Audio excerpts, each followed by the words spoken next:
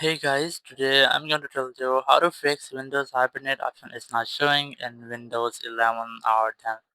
If you're using Windows 10 or Windows 11 and you're facing the issue that in your power menu, you're unable to see the Hibernate option over here. So let's see how can you fix the issue. So there's a simple fix, a simple way to fix the issue. You just have to press the window button and just search for control panel. And once you find, open it.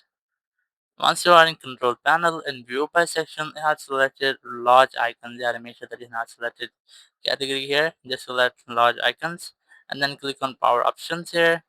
Now once you are in power options, just click on choose what the power button do. And here just click on change settings that are currently unavailable and then select or check this hibernate option from here. And once you have done, just click on save changes.